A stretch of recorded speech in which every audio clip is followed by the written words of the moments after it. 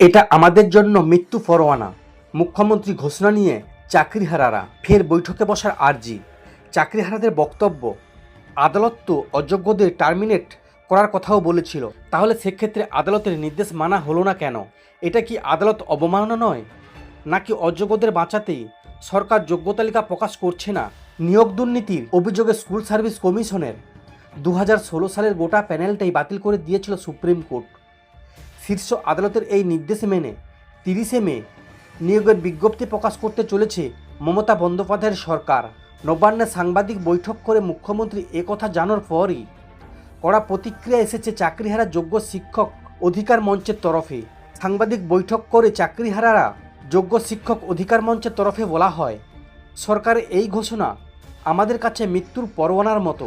আদালতের মতো সরকারও আমাদের সঙ্গে সুবিচার করল না। মুখ্যমন্ত্রী সাংবাদিক বৈঠকে একাধিক বিষয় নিয়ে ধোঁয়াশা রয়ে গেছে। এখনও দুদিন সময় রয়েছে, সরকারি এখনই আমাদের সঙ্গে আলোচনায় বসুক।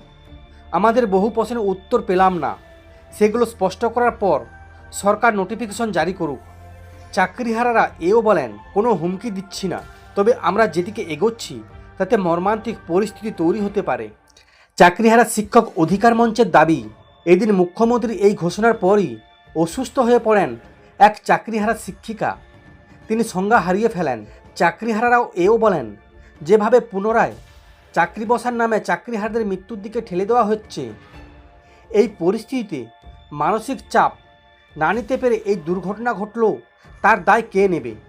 পরীক্ষায় বসে যারা অকৃতকার্য হবেন তাদের নিয়ে সরকার কি ভাবনা? এরকম বহু প্রশ্নের কোনো উত্তর নেই। তাই সরকারের সদিচ্ছা থাকলে এখনই আমাদের সঙ্গে বৈঠকে বসে প্রশ্নের উত্তর দিক।